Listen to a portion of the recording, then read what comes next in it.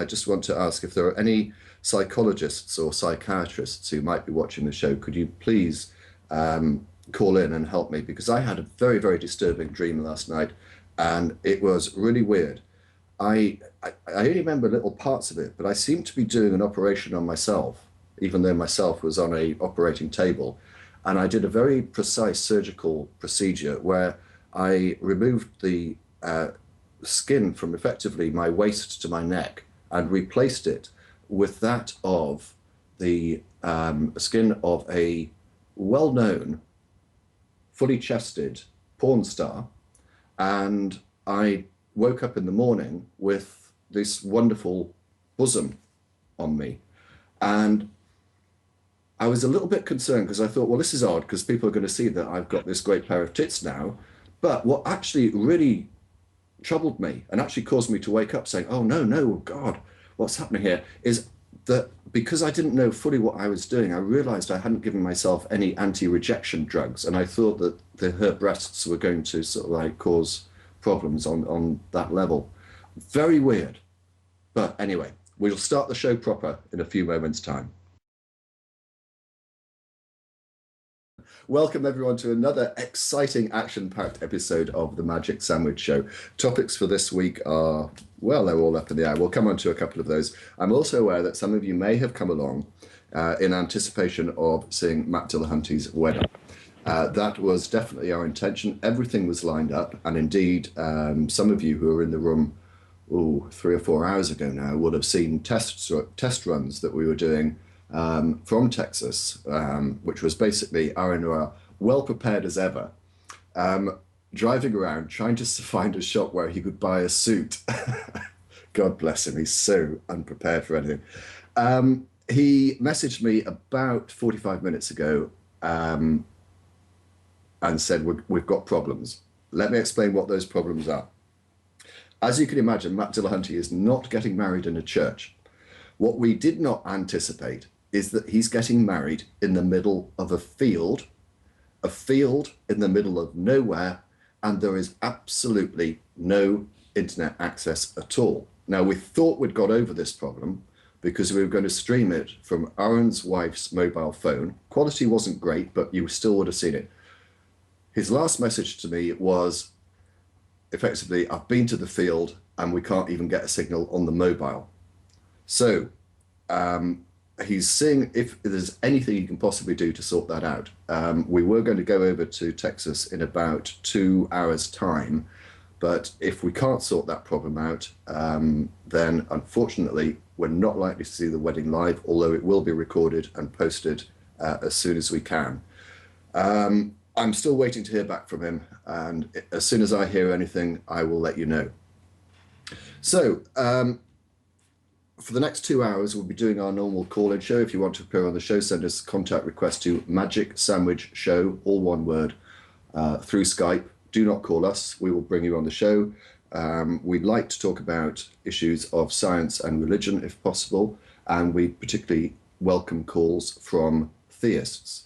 There is no specific topic for the show today, but I've jotted down a few things that people may want to talk about. I've posted a number of videos this week, the most recent one being of a message from Harold Camping, in which 8 days after his third end of world prediction failed, he posted a message on his family radio website in which he basically said that the Bible was very confusing and I've been looking at my notes and obviously made a mistake somewhere. He didn't really make any apology. He didn't offer to refund anyone's money, and he didn't say that, you know, he was too thick to understand God's message, but in effect, that's what it boils down to. Just realised before I go on to any further topics, I ought to introduce who's on the panel in the show this week. Firstly, Almighty Athismo, welcome back for a regular entity now. Welcome to the show. Also, we have the Rationalizer, who's not talking to us. Typed a message. He's just going to be observing because the account he uses to talk is on the fritz. So. Okay. And from a secret location, in a drain pipe somewhere in Libya. The first time for several months now, we've got Thunderfoot back. Better than living in America.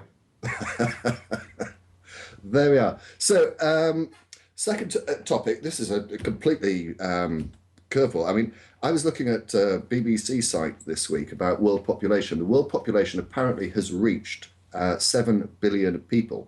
And on their site, you could plug in your date of birth and figure out where you fitted into the number of people that are around now. And I was approximately 3,250 millionth person out of the 7 billion that are on the planet at the moment.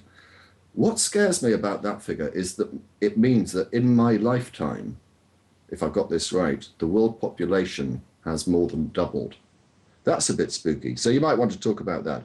I posted yet another video, which was clips of a wonderful BBC documentary called Frozen Planet, in which I showed short bits of this, which if you've got the opportunity to see it, please do. Just going to walk downstairs and see.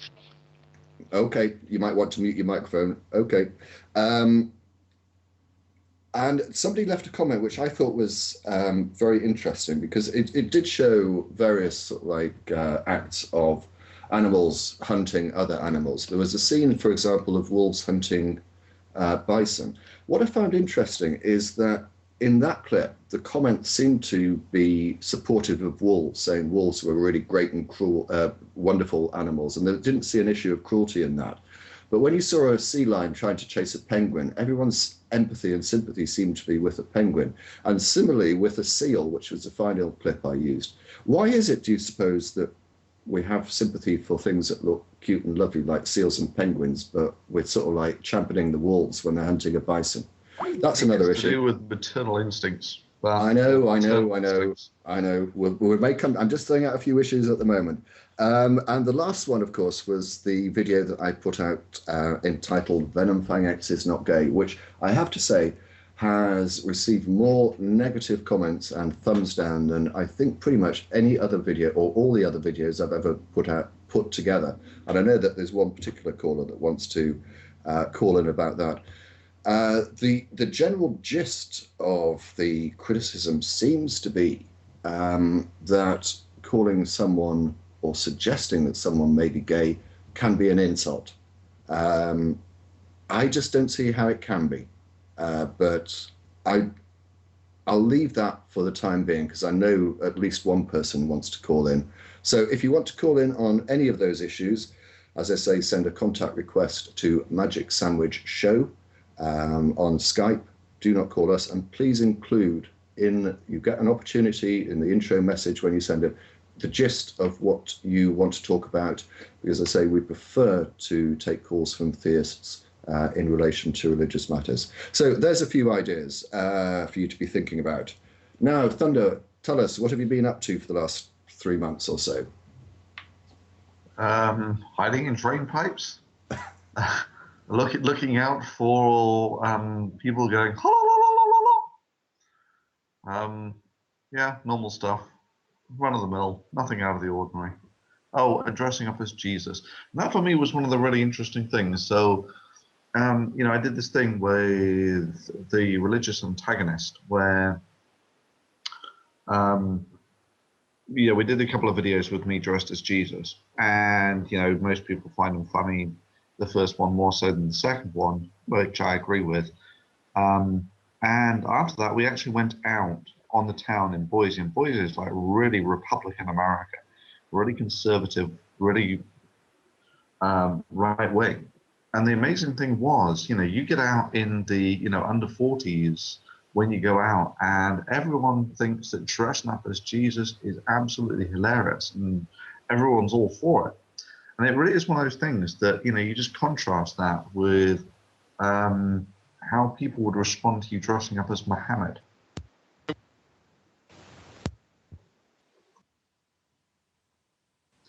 For instance, let me throw this one out there. Well, before you do, I was just curious that you say that. You did get a reaction in one place because you were thrown out of, I'd call it B&Q, but it was some hardware store. Home Depot. Home Depot. Tell us about that. Well, I mean, I think that's it. It didn't matter that I was dressed as Jesus. It's the fact that we had a sort of 4 or 5 man film crew there. That's what they were mostly concerned about. But yeah, I mean, the woman in the Christian bookstore didn't even bat an eyelid. But I think that was more a sort of how shall we say? It's just a ballsy thing to go into a religious bookstore dressed as Jesus to ask for a job. You know, just yeah, ballsy. A lot of them weren't necessarily being good sports about it. I mean, Christians do have, plays and dramas where a person dresses up as Jesus, so they may not have identified you as even attempting to poke fun. They might have just assumed, oh, he must be dressed as Jesus for a reason. He must be on his way to some kind of a Bible study with drama. I mean, I've been to churches where they have actually sketches and skits are very important. Let me add an addendum to that. We actually also went to one of these sort of street carnivals where there were all sorts, old people, young people, families, and that sort of thing. And people give you an immediate wide berth. As in, there's someone out of the ordinary, there's a guy dressed as Jesus, what the hell's all that about? However, you smile and wave at them, and they're more than happy to smile and wave back, right? So it's, and I can tell you, when I actually went out, to the nightclubs, and we covered a lot of ground, there was only one guy who was really antsy about it. It's like, you're not Jesus. And it's like, oh, duh. But there was only one guy who really got sort of, how shall I say, religiously angry like that. But you can think, you do that dressed as Muhammad in, well, any seriously Islamic place, you get lynched. I wouldn't know how to dress myself as Muhammad because the limited depictions of him, which a lot of people forget, there are actually Islamic depictions of Muhammad, but all of them have subsequently been added to them a white veil to cover his face. But I wouldn't know quite how you would dress as Muhammad. Well, I mean, this is one of the things that we've been bouncing around. In fact, I think, we may have discussed this previously, is, the Muhammad to catch a predator thing. So you have Muhammad sort of going up and sort of saying, I've been talking to this 9-year-old girl online. I want to know where she is. And then Chris Hansen comes out and says, take a seat and all that sort of thing. And it's like, no, it's okay. It's okay. I'm the messenger of God. He's told me to sleep with this 9-year-old girl. And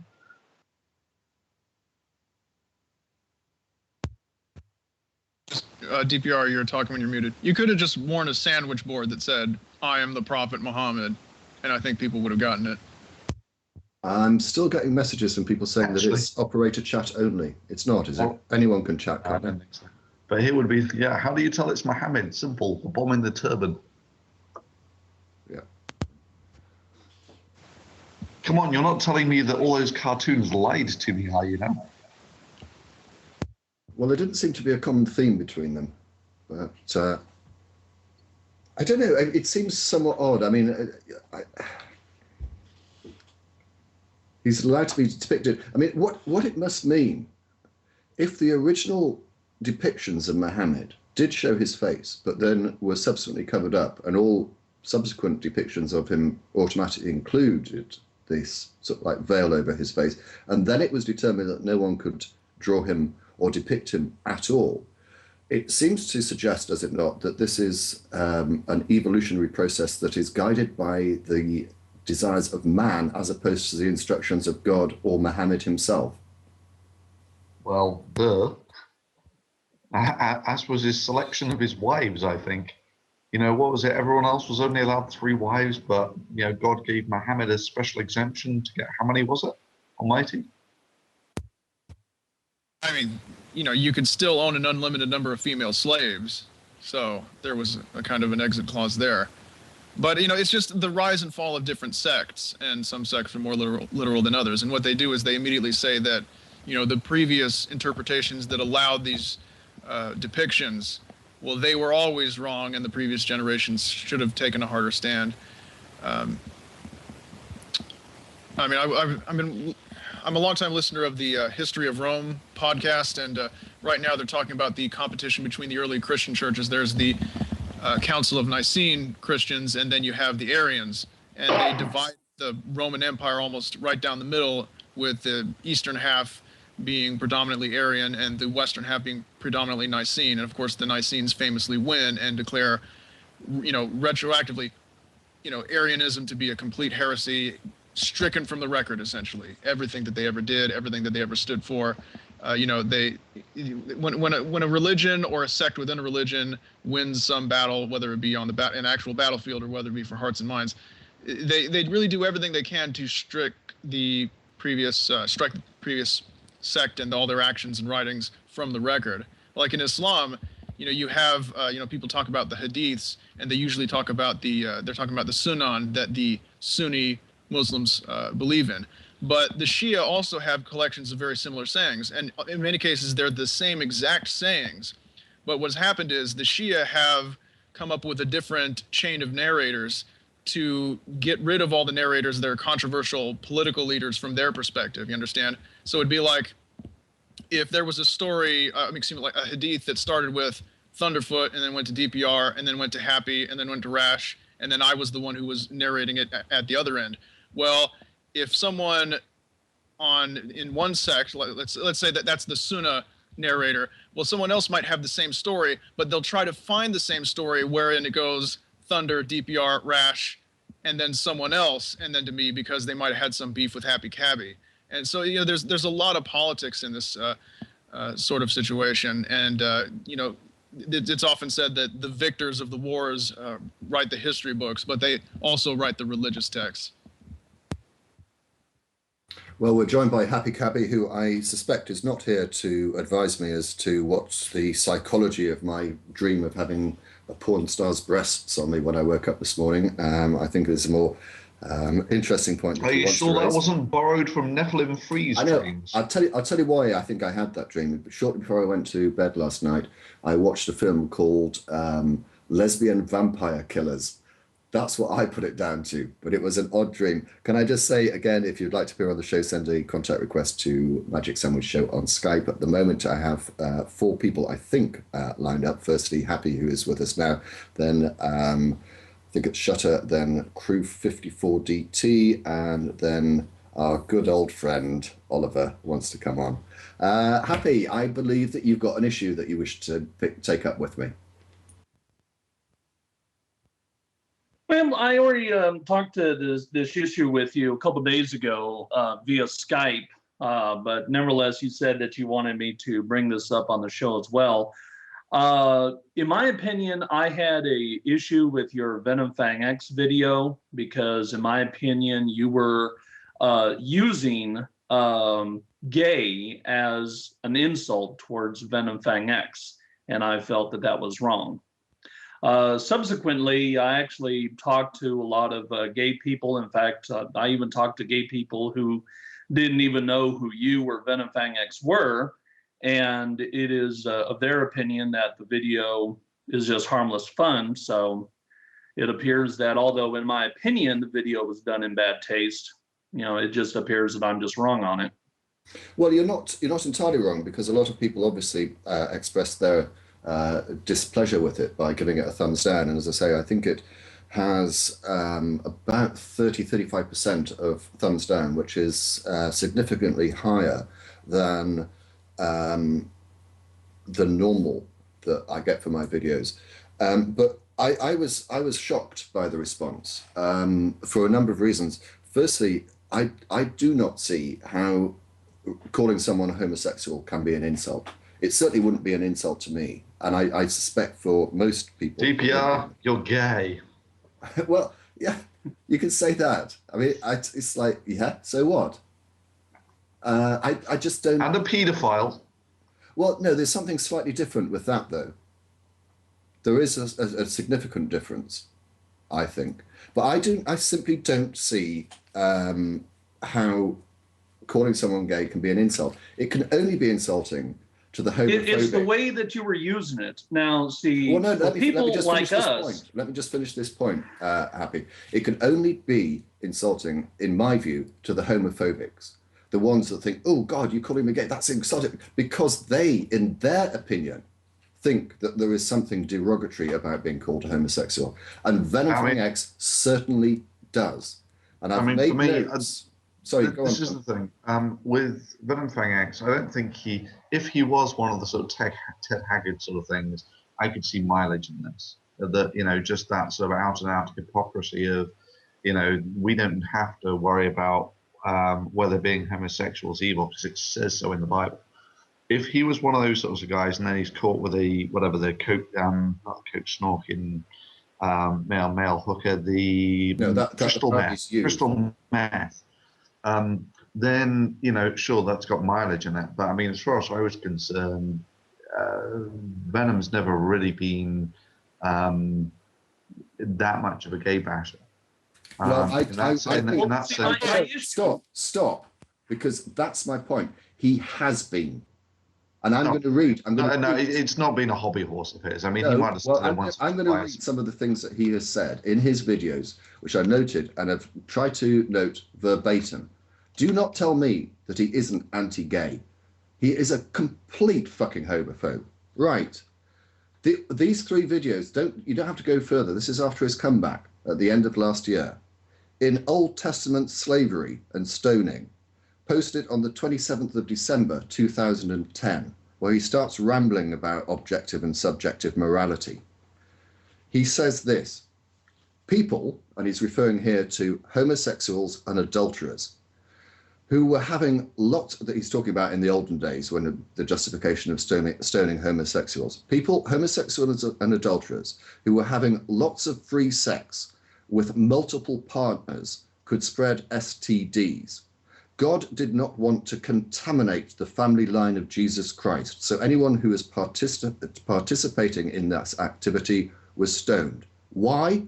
To discourage national disobedience, to keep people focused on the mission of being obedient to God and blah, blah, blah. The stakes were really high. The salvation of mankind was at stake, blah, blah, blah.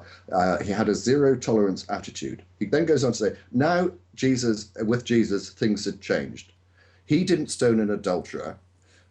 Sinners no longer had to be stoned, but granted forgiveness upon their repentance. So, I'm sorry, just think of some of the languages. Yeah, well, this is the thing, DPR. If you'd have cut that in back to back, now, I mean, if you'd have cut that in back to back, you know, then it has more bite. But as it stood, it looked like. I mean, for me, Venom Fang X really sets off the sort of gaydar, but, you know, as in, I know precious few men who actually pluck eyebrows and that sort of thing. But, you know, so what? You know, it really doesn't bother me that much. So what? And there are bigger fish to fry. But it will bother him, and I don't give a fucking fuck about bothering him. Happy wanted to say something. I've got many more quotes I can give you, but Happy, back to you for now.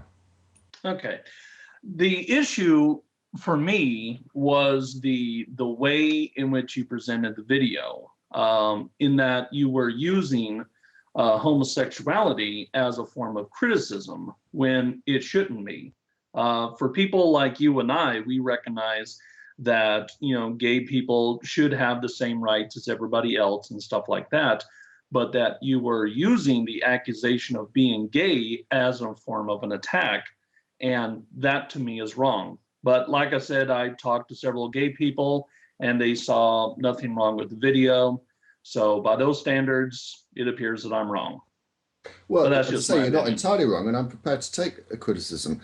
I'll save you I'll save those for later if it comes necessary. But I've got literally pages and pages of homophobic stuff that he's mentioned, and I'm sorry, as I say, I don't think it's an insult, but he would. There's another issue that I think that I would pick up on, and that is that somebody suggested that I'd deliberately used negative stereotypical pictures or depictions of homosexuals. What they were referring to are the stills which were quasi-subliminally flashed on the screen. And I think I used 6 in total. One was Teg Haggart. I think it was 6, maybe 5. They were all taken from gay pride marches. Now, this is what I find interesting. Why, in the first place, point one, why do you think we need gay pride marches? if there wasn't discrimination against homosexuals, we would not need them at all. Secondly, those people that are appearing on gay pride marches are expressing themselves in a way in which they wish to and are unable to do so in everyday life because of the discrimination and bigotry that they face. So Actually, how is let me that just a cut negative image? It's a positive image. Sorry, Thunder, do go on. let me just cut in here and say that you know, the least trusted group in America is the godless, so to speak, and in many senses, we need a sort of atheist pride type movement, and in to satisfy this, there is now a recent rally which is going on March the 24th in Washington, and this is hopefully going to be a tipping point type moment where yes, we can actually really turn around some social attitudes to the non-believers, so to speak. Dorothy from The Wizard of Oz for this parade, do we?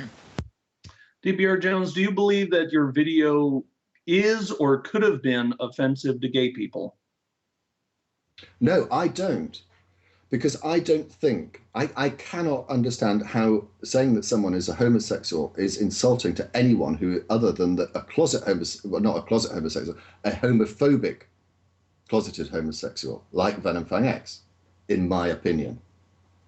So no, I don't, but I accept that my judgment was wrong in that I didn't think that anyone could see that video and think that it was a criticism of homosexuality. I think the depictions of homosexuals and the homosexual love scene were perfectly tasteful. I had no problem with them whatsoever. And if people did have an issue with them, then as I posted in the comments several times, I think it shows much more about themselves, their prejudices and their bigotry than it does about me and what I was seeking to say in that video. So yeah, I misjudged the zeitgeist, if you like. I didn't realize that people could possibly interpret this in the way that they obviously did. I'm going to err on Thunder's side as far as VFX's orientation, in that, you know, there are still heterosexual homophobes. Not every person who rails against homosexuals and homosexuality, even with a religious basis, is necessarily pulling a Ted Haggard and overcompensating. Because really, the people who get caught red-handed seem to be the people who focus on that almost to the exclusion of other issues. And like Thunder said, it's not his #1 priority. He just has that cursory homophobia that comes with conservative evangelical Christianity.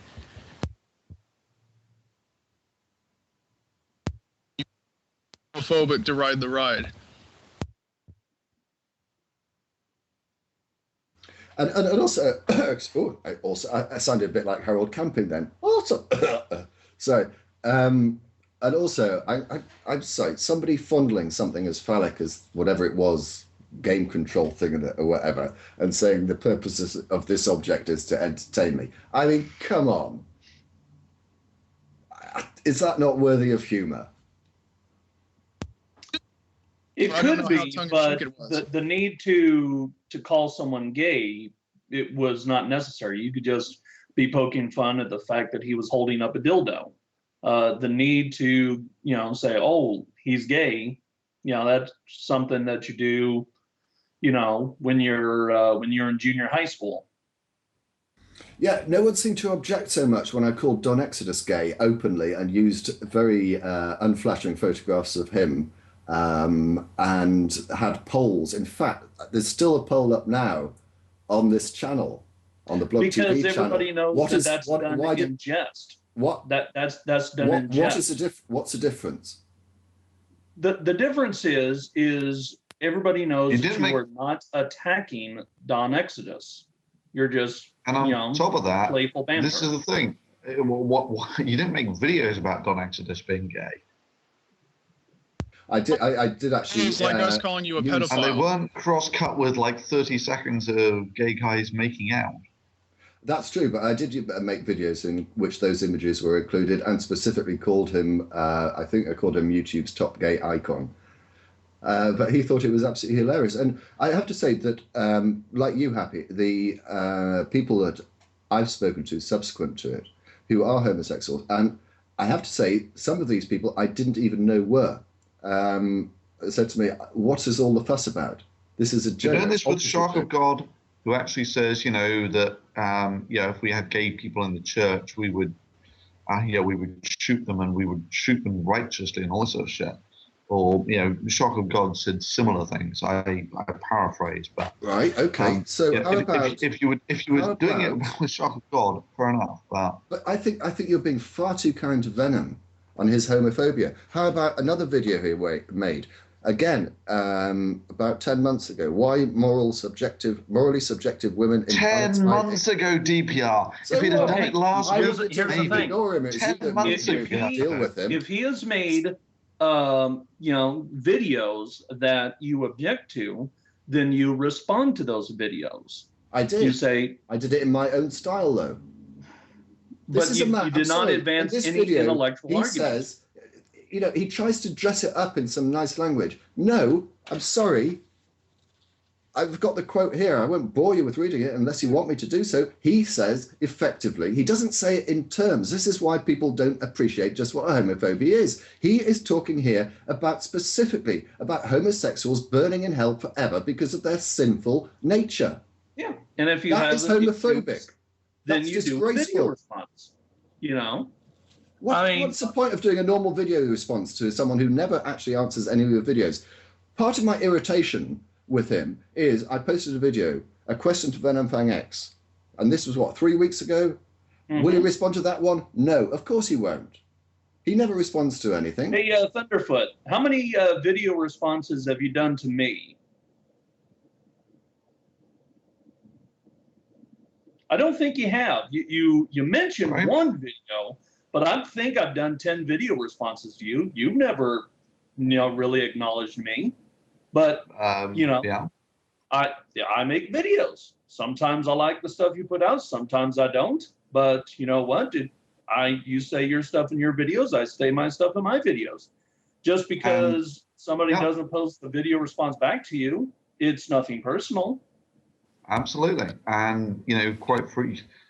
I mean, I only get to if I can make a video a week, and that's actually going some. And you've got to choose your targets. I mean, if you respond to things that aren't essentially, I hate to say it, Happy, and the practicalities of it is the bottom line is there are higher priority targets out there. That's true. I might have. Or we might agree or disagree on these things, and in private we might discuss those. But now's the sort of bad time because I just put a couple of sort of lolsy videos out. But tackling areas where religion is a significant social problem. That's about where it's at. Yeah. And the fact that you haven't responded to most of my videos, I'm not offended by it. And DPR Jones, the fact that some of your videos have not been addressed by Venom Fang X, you should not be offended by it either. It doesn't, just because he doesn't, let's face it, we're not doing it for his sake anyway. It doesn't render it a completely worthless errand to voice your opinion or do whatever. Well, as I say, I don't know how far people want this conversation to go. If you want to make an observation, as I say, send a contact request to Magic Sandwich Show. I've seen that a couple have come in, and as I say, I've already got a few other people waiting. So yep. I'm going to let somebody else take the spotlight now. All right. Always a pleasure to talk to you, Happy, and always a pleasure to be insulted by you. I mean that quite genuinely. I have no problem taking criticism, and if I do think that I've done something wrong, I'm more than happy to apologise for it. This next caller, I think, is raising an issue. Yeah, I'll tell you what, I'm going to leave it on the same topic. So the next person I had in line, I'm going to leave you for now because I want to take someone that actually wants to address what we've been talking about, I think. And so it's our old friend Trollolot Oliver. Just whilst he's coming into the call, Happy and I first actually got together when he posted a video which criticised me, and I got in contact with him, and we ended up having a conversation on Skype for about 3 hours. This was about 18, 19 months ago or something. Been good friends ever since. So, no, I don't mind criticism. Oliver, are you with us? Oh, yes. Thank you so much for having me on the show. Oh, at least you start with a Geordie accent this time. How can we help you today? First of all, so what that you didn't advance an argument? It was fun. It was hilarious. Well, I thought it was. I have to say, it did sort of like build out of just that one clip with his game controller, or whatever you want to call it. And it ended up being much bigger than I thought it was. But I never at any stage did I think that it would be insulting to anyone other than him. But there we go. Yeah, when you said this is I know it's a cheap shot to Venom Fang X, people construed that as being, it's a cheap shot to call him gay, period. The point is that it's a cheap shot to call him gay because he evidently has an issue with it. Yeah, you're not the first person to have mentioned that to me either, and that in hindsight is perhaps something that I shouldn't have done. But there we go. You live and learn. Was there anything else? That was about it. Well, I'll keep you on because it's always fun to know where you are rather than having you come back as a troll in a different name. Okay, well, let's see if we can get another caller in. And this one's really confusing because they seem to have about 3 different names. I think this is the right person. I apologise to those that are posting on Blog TV in the chat. If you're addressing anything that I'm saying, it's virtually impossible for me to keep up with what's going on there. I'm dealing with all the people messaging me on Skype. So if you want to appear on the show, it's much easier to send me a contact on Skype. Christopher, are you with us? Yeah, I am. Can you hear me? Yes, we can indeed. How can we help you? Well, first of all, I wanted to talk about the issue about Venom Thing X and the video you posted. And I don't think it was quite an insult, but I think it's not a good idea to put an sort of an uncomfortable spotlight onto private issues of a person, because I think things like sexual orientations and stuff shouldn't be a public issue, especially when it concerns certain individuals. But I thought the video was really funny, but problem was it just was about one person, and it was sort of an ad hominem attack. Yeah, well, if it is the case that anyone has got any doubts about my views of these things, I suggest they go back and look at 5 videos posted in the first half of 2009, in which I take on the homophobic attitudes of Fool for a Lifetime in 2 videos, and subsequently someone else, I think, in 2 or 3. It may be 4 videos, it may not be 5. One of those videos I actually dedicate to Alan Turing. Now, a lot of people I've become aware of don't know who Alan Turing is. He's actually the person that has been my avatar for well over a year now. And a very brief history of Alan Turing. Alan Turing was a mathematician who, during the course of the Second World War, worked at Bletchley Park, which was the headquarters of the United Kingdom's code-breaking exercise during the course of the Second World War. He, probably more than anyone else, was responsible for breaking the German Enigma code and thereby shortening the war and saving many, many lives. He also happened to be a homosexual, and homosexuality was illegal in England at that time. After the war, it was a fact that he never hid or disguised. After the war, in the early 50s, 54 I think it was, he was arrested for homosexuality. He was tried and convicted. He was offered a choice by the judge of imprisonment or chemical castration. And not wanting I to face heard about prison, he chose chemical castration. Shortly afterwards, he committed suicide by eating an apple which he had injected with cyanide. And if you wonder where the Apple computer logo comes from, it strongly suggests it comes from him, because he was, amongst other things, not only responsible for breaking the code, he was also responsible for the modern computer, and he was a genius in other areas as well. The Apple Mac logo with a bite taken out of a multicolored apple comes from him. I think it is a public embarrassment, it's a national disgrace that only 55, so almost 60 years ago, people were being prosecuted for homosexuality. That is appalling. Now, as I said earlier, I can accept that I misjudged people's opinions, and as I say, I still cannot conceive or perceive how calling someone a homosexual is an insult in these days. But apparently, to some people, I didn't say it's an insult. No. It's an insult. I just think that questioning anyway in public is not the best to sort of win an argument or just go about things. There wasn't an argument to be won. I was just having fun. Why are people taking this so fucking seriously? I don't get it. I don't know, because I didn't think it was... That did seem to be out of the blue, DPR. I mean, where did this come from? It come from him fondling a dildo, saying that the purpose of this object is to pleasure me. I am sorry. That's all it was. And he says things, the great thing about Venom, he says things that he has absolutely no concept about what he's saying. Do you remember that we actually had him on the show? Let's not forget that as well, about 6 months ago. And it was when Donnie was on as well. And during the course of that show, he actually was talking about the Roman Catholic Church and how Roman Catholicism was not Christian.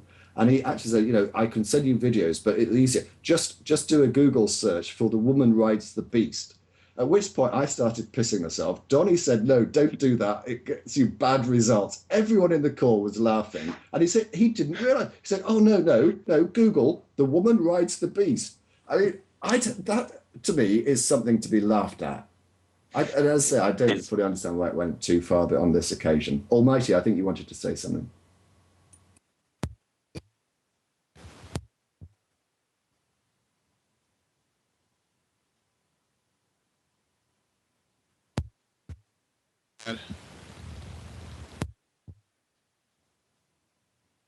No, obviously you didn't. All right, Christopher, there was another point I think you wanted to raise. Yeah, because maybe especially in Austria, we have a text church or a text fee on the Catholic Church or even church, a certain amount of money to. Same is true for other states. My question was. Is it just me, or is the audio quality? Yeah, really his bad? sound is dropping in and out. It's too sporadic. Right. We're not able to hear you. Can you keep your question as short as possible, and we'll see if we can understand it. But then I think I'm going to have to remove you. Okay. Is it? No, it's not better now. If that's what you're going to say. Just type the question. We'll answer it. Yeah, type it into the chat. We'll answer it, and then I'll remove you. Okay, for those watching and you can't see what goes into the chat, that little Skype pen is moving away, and I'm sure his question will be with us in a second. And as soon as it comes through, we'll answer it. I'll then remove him, and then I'm coming on, I think, to again, he's got 3 names on Skype, and I don't know which one actually appears. But I'll bring you in, KTU54, I think. This apparently is a very long question, or it comes from someone who is a very slow typer. I'm not sure which at the moment.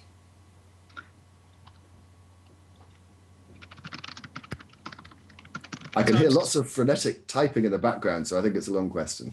All right, there we go. We've got the question. Almighty, do you want to read it out whilst I deal with...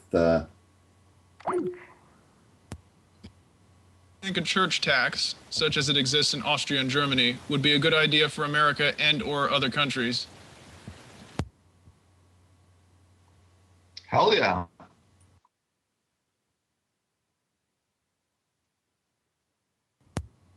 That was a succinct answer. Yeah, I think we should. Almighty, I you think have we a should. different opinion? Yeah, I think we should. I think they should have to run as nonprofits, all of them. I mean, when you No, look at no, no. the, when you look at the I think churches- if they've got God on their side, it's only just that they pay a higher tax rate than everyone else. Come on, they've got God on their side. That's an unfair advantage. well, there are It's an two unfair things, business advantage. two issues that immediately hit me. Firstly, I remember the church, the video that was posted by Aron, in which you, he, and Dillahunty and others went to a 16,000-seater church, which you estimated cost about $250,000 per day to run. There is an enormous amount of money floating around in the church, and to quote, well, I'm not going to quote him, but I get this idea from George Carlin.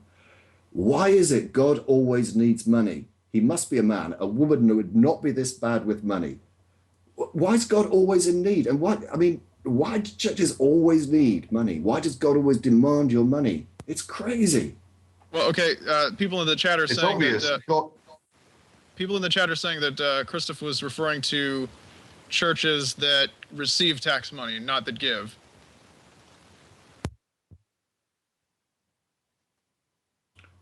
Sorry, receive tax money? At least that's what a few people in the chat said. I'm not familiar with the actual laws. But as far as, we might as well address both issues. As far as... Oh, I'm terribly sorry. I think you're right. I didn't read the question, but rereading it. Do you think that a church tax, such as exists in Austria and Germany, would be a good thing for America and or other countries? So you're not talking about... I understand. You're not talking about taxing churches. You're talking about giving churches government money. Oof. Oof. Oof. They do that in Austria and Germany? Come on, what about England? Church of England. Yeah, But we England, don't I give think... them money. That scrotty little island off the coast of Europe where you live. Yeah, it's better than a sewer pipe in Libya. I think Sweden might do it as well. Same answer to that question. They shouldn't get 1 penny. Or whatever your 1 out of 100 denomination of currency is, wherever you are.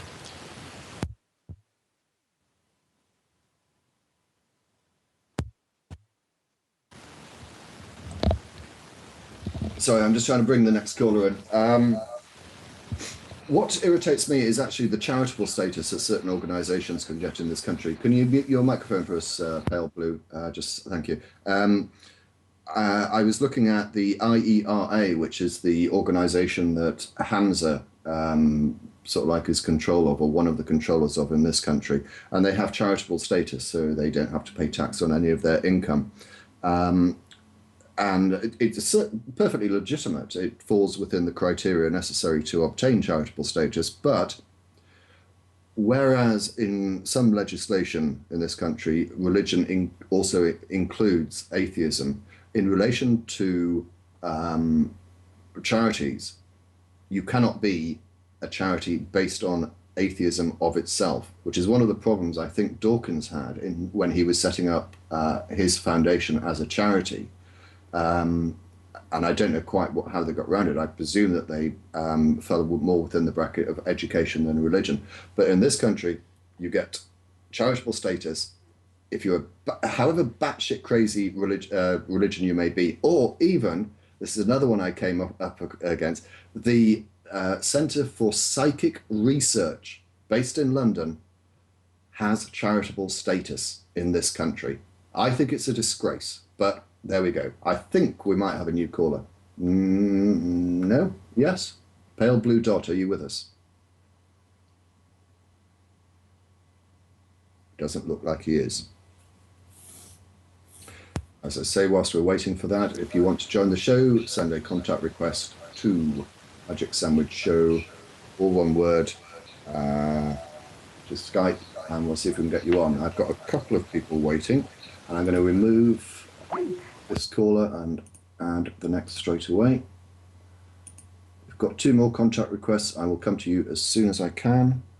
We're going to go to Pulse the Panther.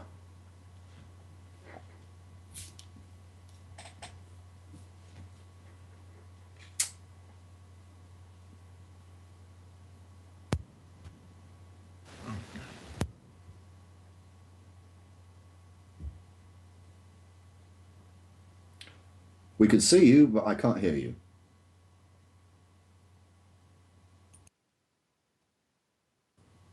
No, we can't hear a word. Can anyone else hear him? No, I can't. Have you unmuted your microphone on Skype? Have you got the right microphone plugged in? That's another problem.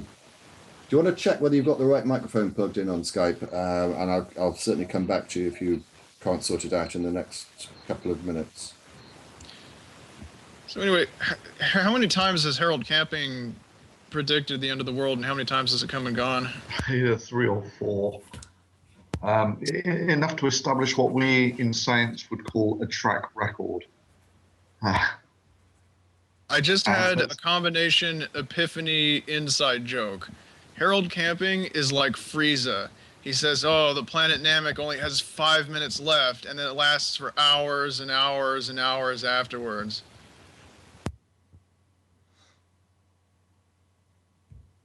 Sorry, Pulse the Panther is just messaging us, and we'll see what he's got to say. So just out of interest, whilst he's messaging us, does anyone have any thoughts on Darwin's latest great epistemological masterpiece about proof of God not being necessary?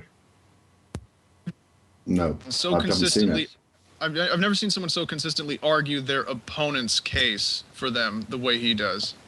Every video I've ever seen of his, he just argues his opponent's case beautifully. Talk us through it, Thunder, because I've not seen it. The argument seems to be that that humans have a predisposition to believing in the supernatural, therefore it's real. Well, he was right in the first Therefore, that's the proof and evidence that there is a God. Therefore, you don't need proof that God exists. That seems to be about it. Do I strike close to the mark, Almighty? Well, he says at one point something about the fact that a belief is normative has something to do with it being rational, which nearly almost fell out of my fucking chair. By that logic, he should go back to Christianity because it's the most normative belief system. Oh, hang on, sorry about that. Even better. So in the beginning of the video, he says, well, you know, you don't need proof for God. And then later on, he says exactly the opposite, that he looks at atheists and sees these crazy people who are saying, well, we all live in a matrix-style reality. And, you know, he asks them, what's the proof of that or something? I mean, there's some crazy... It's a portrait of someone he paints a portrait of some crazy homeless person who uses the exact same thought process that he does, and then says that that person in the example is more like atheist than is like himself.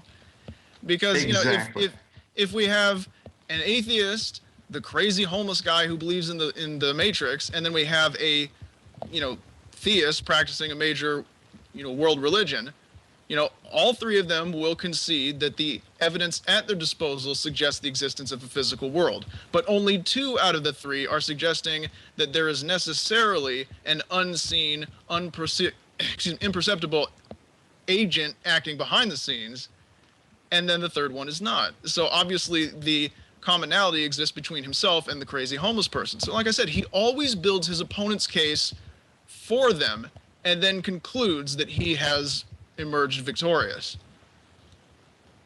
Isn't that just simply creating a straw man and then tearing it down? Like I said, everything he said reinforced his opponent's point, or the position that he was attacking, and he just is too dim-witted to realize it, because he really is. People, when he first emerged on the scene, said that he was the Muslim VFX, but he really is more like the Muslim Nephilim Free, in that he's a walking embodiment of the Dunning-Kruger effect. He has this belief that he's this genius, this towering intellect, and I really, I'm not saying this, I've never really interfaced with him at all, but he's just the dumbest motherfucker I think I've ever seen in my entire life. He really is. And his great comment about the show that, all right, so this is actually in the comment section of his latest video. Someone asked him, why don't you debate on the Magic Sandwich Show? To which he replies, because they won't understand what I'm saying. Really?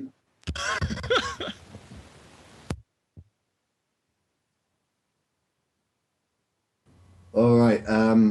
We have Pulse the Panther's question in type form. And again, I'm going to ask Almighty to read it out for us.